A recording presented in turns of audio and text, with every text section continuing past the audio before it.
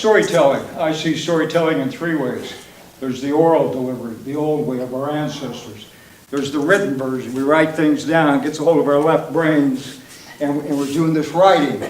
And now there's this electronic medium. This is called a neuralizer. This red eye here will isolate the electronic impulses in your brains, more specifically the ones for memory. What in the hell is going on? Excellent question. And the answer you're looking for lies right here.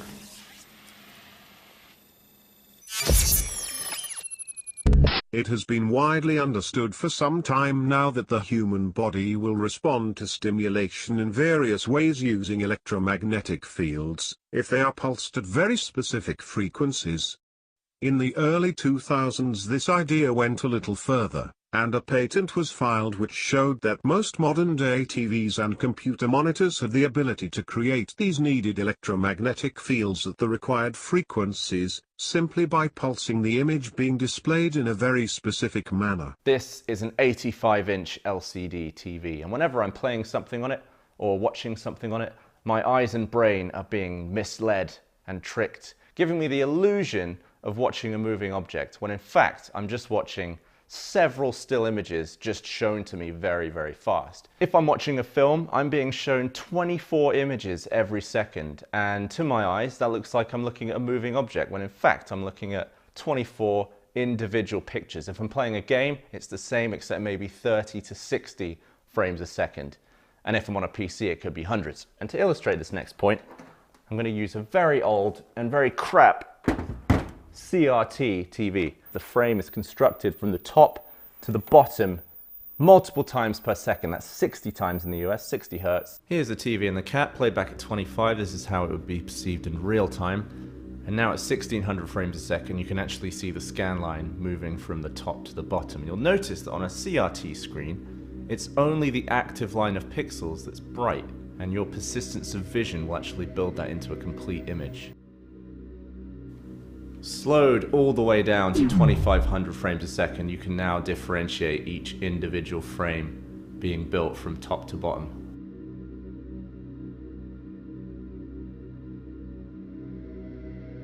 It takes an extremely fast camera to see that each frame is built line by line from top to bottom, but it takes an even faster camera to see that each line is drawn from left to right. Slowed down to 28,500 frames a second, we're now seeing glimpses of that, but we do need to go even slower. This is now 118,000 frames a second. I'm going to put the stats up for you here, so you can see the actual amount of time that it took. And you can see now that the line is being drawn from left to right on the screen. Now at 146,000 frames a second. To gain perspective on just how slow this actually is, you can see the exact time I shot this. So this is hours, it was just past midnight, 23 minutes, 41 seconds. This is a tenth of a second, a hundredth of a second, 1,000th of a second, or a millisecond. And then over here you've got a 10,000th of a second, a 100,000th of a second. And this unit here is the millionth of a second, or a microsecond. We are now at 380,000 frames a second as our recording frame rate. That is the highest frame rate we've ever shot so far on this channel. And using this information, here's a little bonus fact. A CRT screen can draw Mario's moustache in less than a 380,000th of a second. That is some seriously fast facial hair.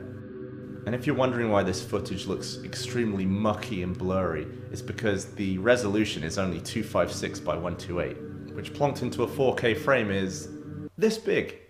That CRT screen is standard def. This is a 4K screen, which means it's 3840 by 2160 pixels. That's over 8 million pixels. So think of the processing power that this TV has to have to update an image that big that many times every second. The first thing you'll notice about a modern LCD screen is that it's not only the active line of pixels that retains brightness, it's the entire image, so you can actually see the full image as each scan line passes down the screen. This is every frame of the startup sequence on an Xbox One.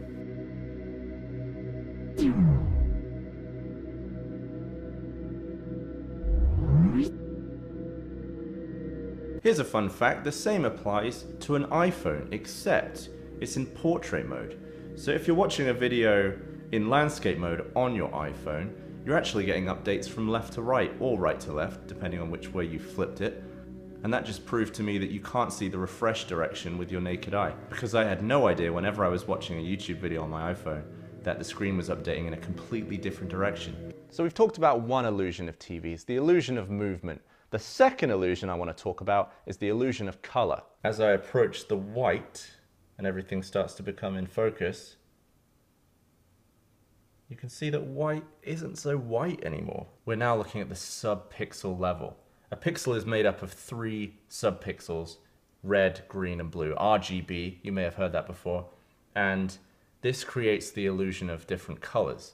By dimming and brightening different sub-pixels to different intensities, this screen can create the illusion of literally millions of different colors.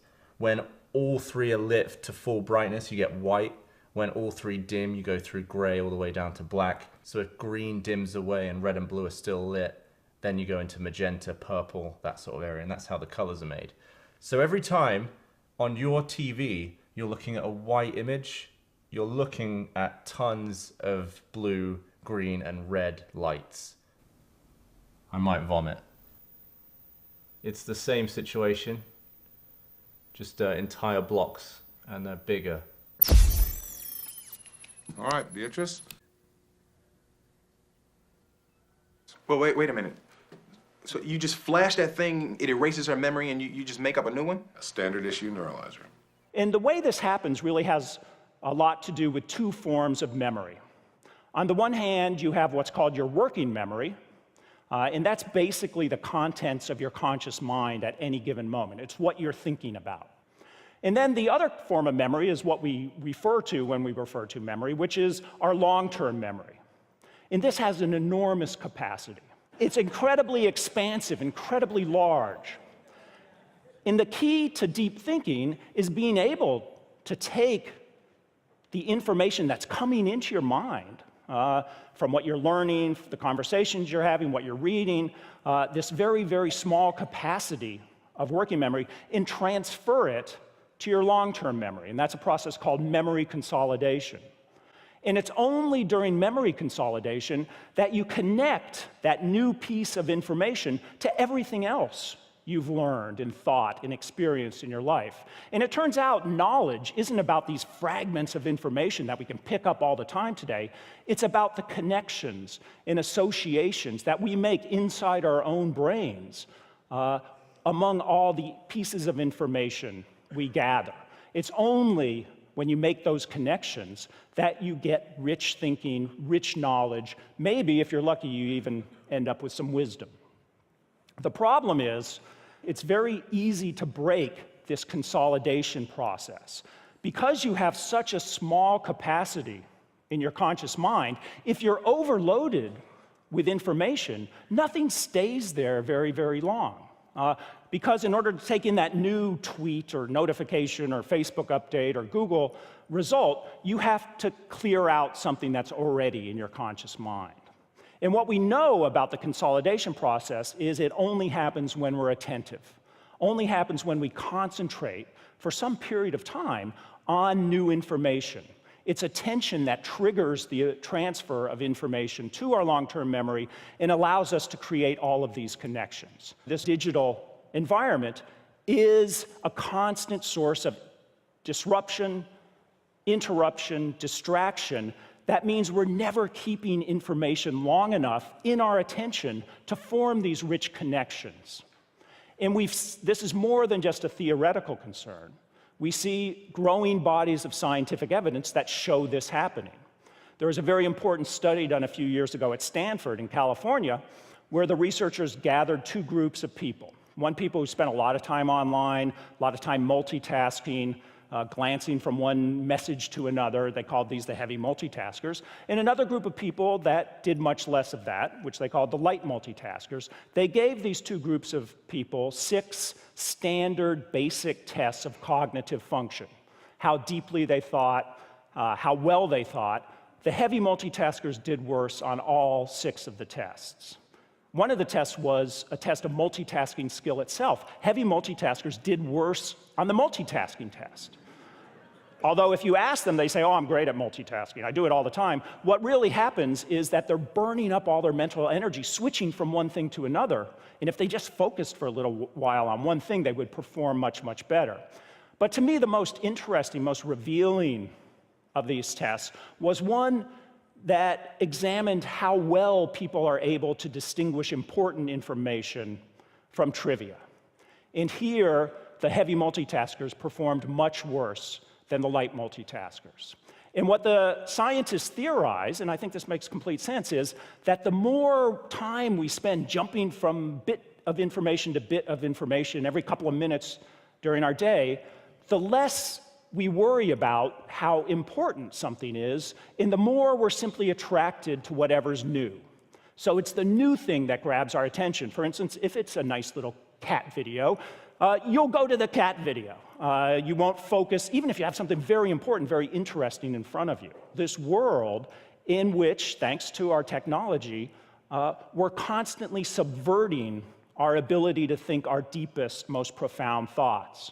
And there was another study done a couple of years ago in which a woman named Patricia Greenfield at the University of California at Los Angeles went out and examined 50 different experiments that had been done over the years to see how different technologies, different media influence the way we think. What she concluded was that there is a benefit for all this time we spend online. We seem to have greater visual acuity. And what's meant by that is we can shift our focus more quickly among more images, more things on a screen than we were able to do before. But the trade-off here, what we lose in optimizing our brain for shifting our attention, is what she described as mindful knowledge acquisition, creative thinking, reflective thinking, critical thinking.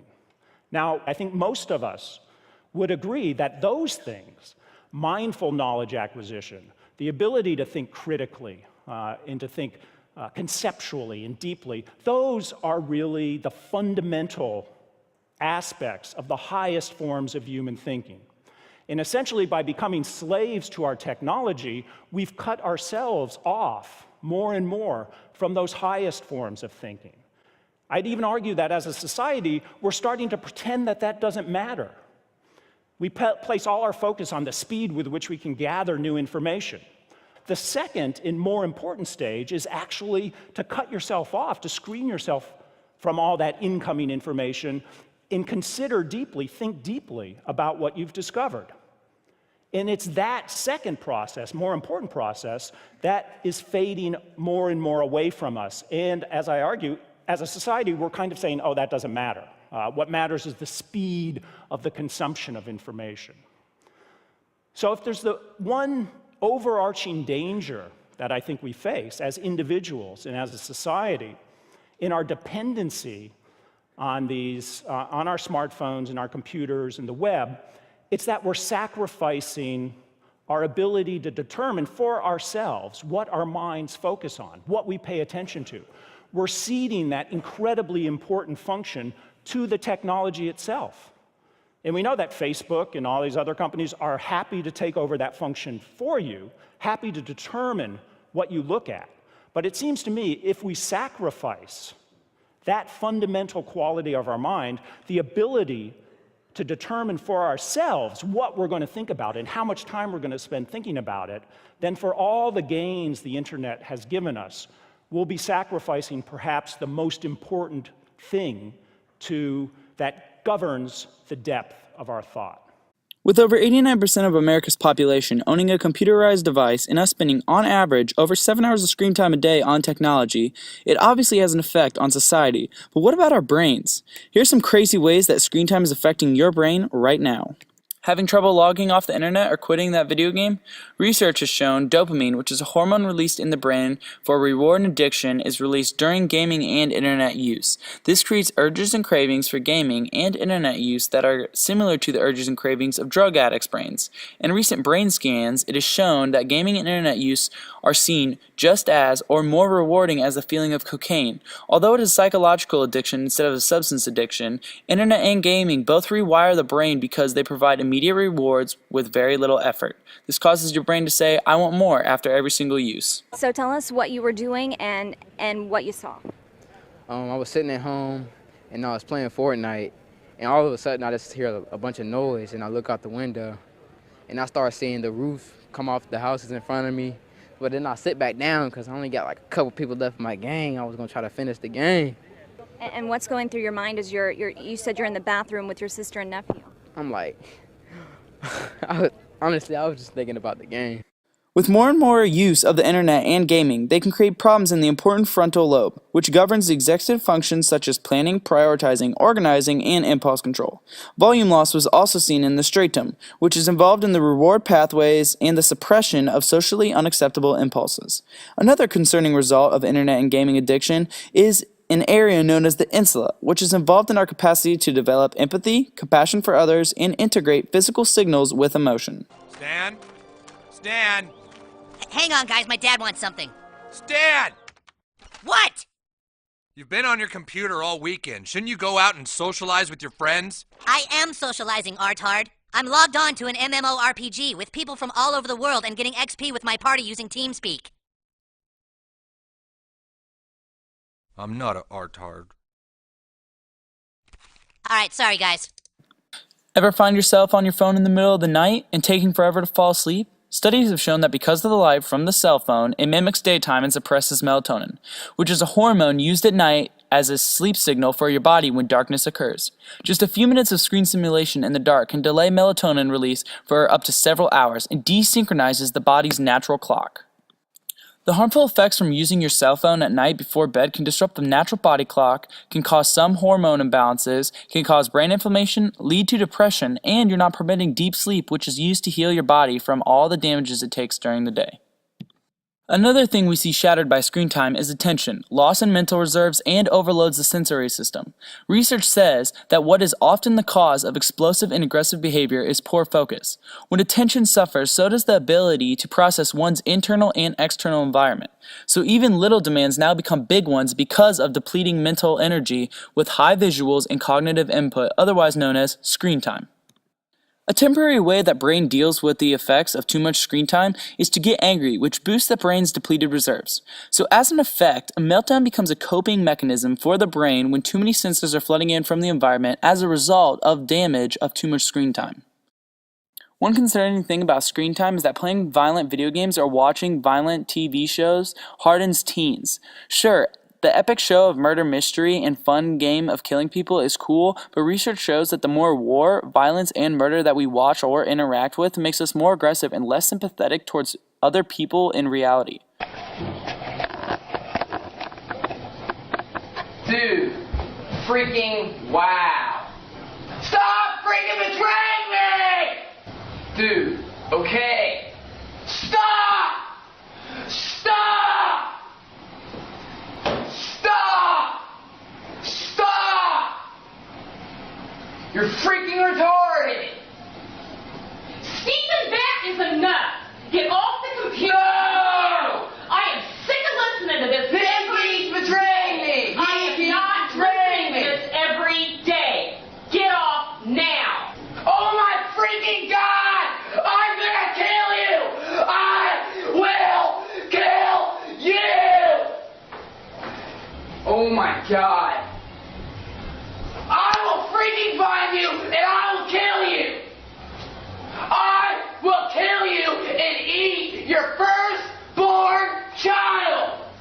One other effect is that when you are watching these shows and or playing these games, you are more likely to hurt yourself in the real world during stressful situations.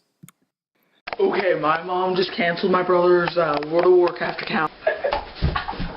Never, bro!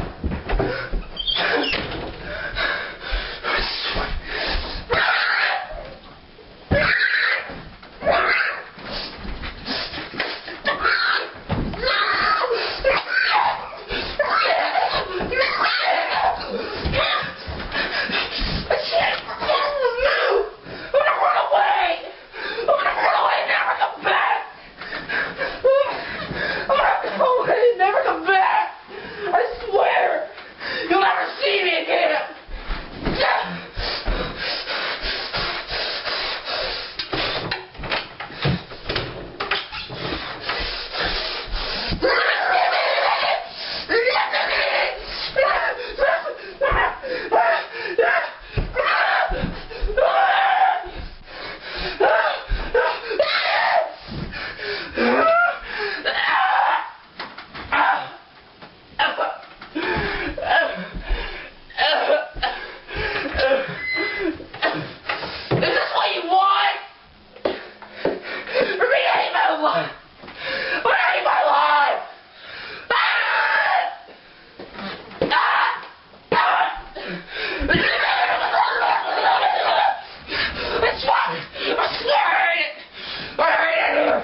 Something else that scientists see as an effect of screen time is the reduction of physical activity, which can lead to weight gain, and the less exposure of green time.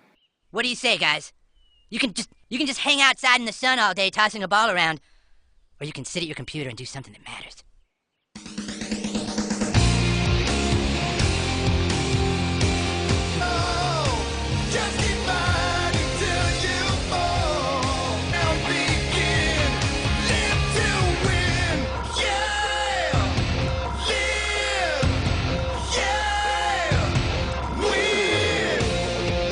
You know, the thing is, believing a lie is easy. Someone in a lab coat tells you something, you're okay, and then you eat some more potato chips, drink some cola, and watch some television, and you just poison your mind. But to learn the truth, you have to think, you have to look, you have to reason. The problem is right now, people will listen to videos, watch things on their screen and then just agree with them. They won't watch it and then think and actually come up with their own hypothesis or create, their own opinions. They only know, especially kids these days, what the screen tells them. They might be agreeing with us right now, but you shouldn't agree with us. You should think for yourself before you agree. But people have taken that thinking out. And I'm Ryan Wolf. Our greatest responsibility is to serve our Treasure Valley communities, the El Paso, Las Cruces communities, Eastern Iowa communities, Mid-Michigan communities. We are extremely proud of the quality, balanced journalism that CBS 4 News produces. But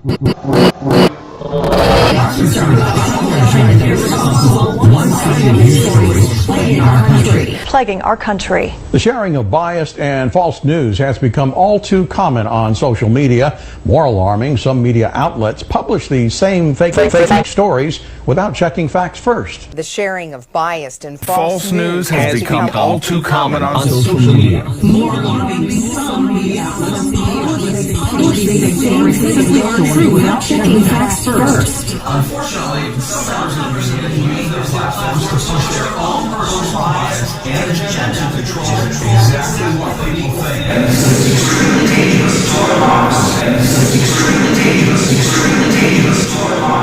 This is extremely dangerous to our democracy. This is extremely dangerous to our democracy. This is extremely dangerous to our democracy. This is extremely dangerous to our democracy. This is extremely dangerous to our democracy. This is extremely dangerous to our democracy. This is extremely dangerous to our democracy.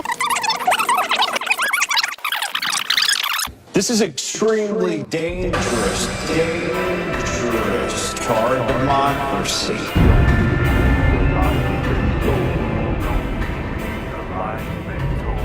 Don't believe the lies you've been told. Research also shows that time in the outdoors, especially interacting with nature, can restore attention, lower stress, reduce aggression. So put your technology down and go outside. See, I think you can find your calling. I think you can find your vision. It doesn't mean a damn thing until you put it into a mission.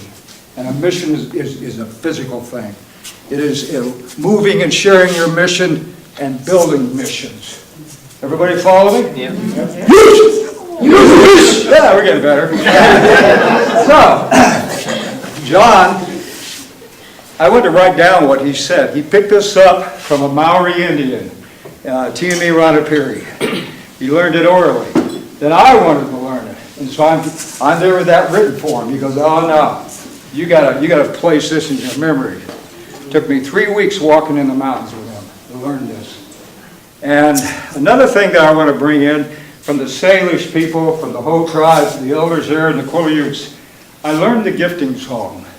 And for me, coming in here has been a tremendous gift. I've been on a long walkabout. I am a barefoot salesman. I try to steal shoes if I can. If I can't steal your feet, I'll try to steal your shoes off of you.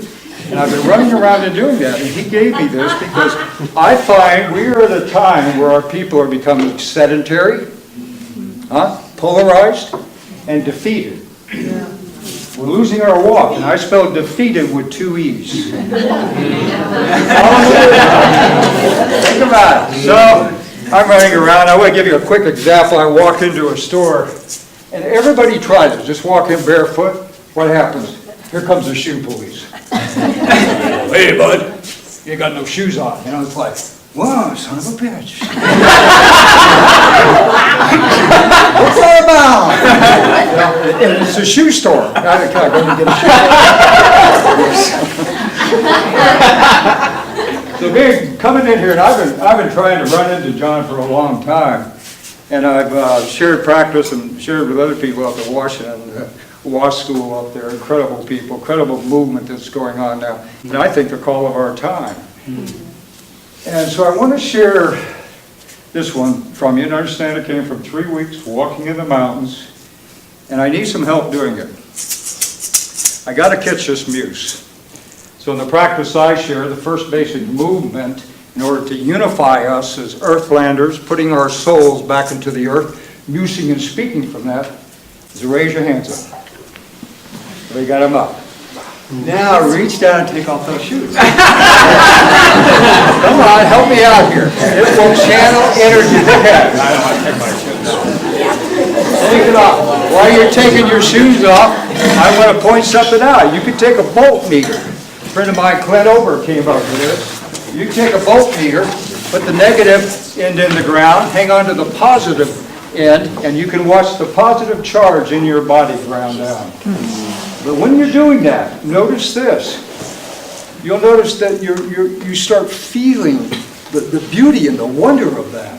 That feeling is connected. They got scientific proof now. When you step out, start landing in, it starts affecting your whole neural pathways. It starts opening up a journey and a path into the source of all story, and that's the earth. All right, so everybody got the shoes off? Yep. Yep. Yeah, we could pile them over there. It makes it easier when I steal them.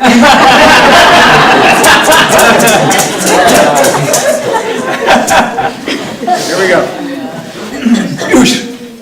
What I have to do is get back on the trail with him. This is a song, some words of wisdom that came out of a Maori Indian out of New Zealand. John carried it and shared it orally, and now I do. It's about spirit. It's about movement. It's about this time we're at where people are becoming defeated, unsure of their calling and their vision. And it's helped me a lot as I walk along the road, and that road is a wall, people. It's a wall. It has guard duties and sentries on it. A lot of animals dead alongside the road. That road is a wall, and all roads lead back to Rome. Building of civilization, building of the world. I track the word world. It's a German word, a Nordic word of my people. It means the age of humans, the age of man. And think about it when you hear it. When I was in the Marines, we were always looking to get back to the world. That's what we called it. And so if you have that world, what else do we have? Earth, stepping out and landing Earth. Yush. Yeah, let's try it. Yush. Getting kind of good.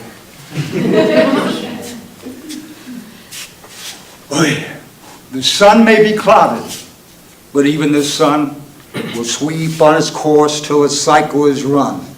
And when into chaos our system is hurled, again shall the movement form in your world. Your path may be clouded, uncertain your goal. Move on, for your orbit is fixed to your souls. And even though it may lead you into the darkness of night, the torch of the movement will give a new light. You were and you will be, and know this while you are. Your movement has traveled both long and afar. It comes from the source, and to the source it shall return. For the spark that ignited eternally burns. Your spirit has slept in a jewel, leaped in a wave, roamed in the forest, and rose from the grave. It's taken on strange garb for eons of years, and now in the soul of yourself it appears. From body to body the spirit moves on. It takes on a new form when the old one is gone. And the form that it finds is in the fabric you have wrought, on the mind of the loom, on the fiber of thought. Yeah, that was good, huh? The light dew that is raised upward in rain to descend, your thoughts will drift away and destinies blend. You cannot escape this, for petty or great or evil or noble, it has fashioned your fate. But know this, my brothers and sisters, you are your own devil and you are your own God, and you fashion the path that your footsteps have trod. And nothing will save you from error or from sin until you awaken to the movement with no end. Yours. That's a gifting song to you, brother.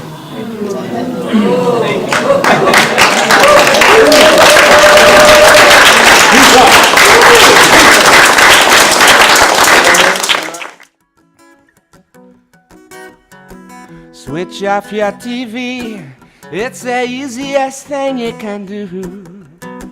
Keep them out your home, they've no control over you. Take a walk in the sunshine, hear the children play, 'cause fear is what they want, and love is the way, yeah. Oh, I said love is the way. Oh, I said don't be afraid, love. The sun shines every day, yeah. The sun shines every day, yeah. Yeah, the sun shines every day. The sun shines every day.